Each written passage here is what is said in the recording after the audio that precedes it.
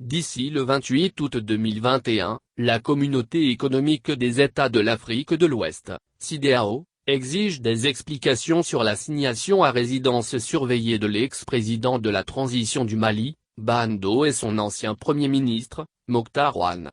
Pendant ce temps, leur avocat, Mamadou Ismaël Konaté, ne chôme pas pour obtenir la liberté pour ses clients. La Communauté économique des États de l'Afrique de l'Ouest, CEDEAO, hausse le ton au sujet de la séquestration des anciennes autorités de la transition du Mali. Il s'agit de Bando et Mokhtar Ouane.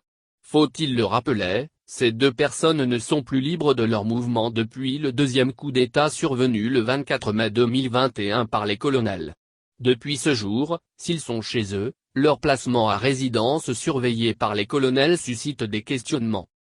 La Communauté économique des États de l'Afrique de l'Ouest vient de sortir de sa réserve.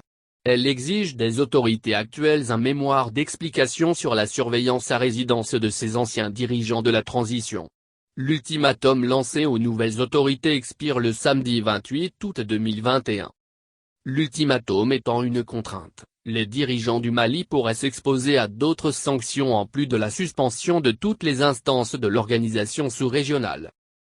Au cas où ils ne respecteront pas le délai imparti pour édifier l'opinion nationale et internationale sur les raisons qui ont concouru à cette situation dans laquelle vivent Bando et Mokhtar Ouane. Le temps que la Cour de justice de la CEDEAO s'active à Abuja où se trouve son siège, Maître Konaté ne chôme pas. En véritable conseil de défense des victimes de résidences surveillées, l'ancien ministre de la Justice, garde des Sceaux Souzibke, dit avoir saisi le procureur de la commune Yi du district de Bamako. Selon lui, ce dernier a transmis le dossier au procureur général.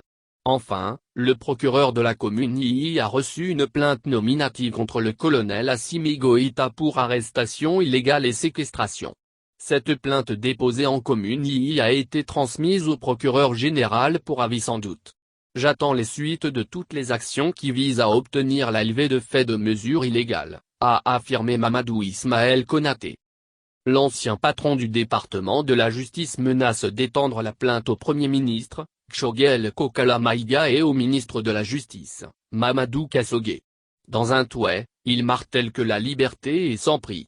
Elle ne saurait être marchandée ou négociée même sous le couvert de la médiation tardive et téléguidée, à la démarche sombre qui met à nu le dessin macabre d'hommes en mission commandés mais drapés de kaki et de képi d'emprunt, laisse-t-il entendre. Le gouvernement de la transition a donc la balle dans son camp. La CEDEAO exige la remise du mémoire dans un délai et l'avocat Konaté s'attend aux suites de sa plainte.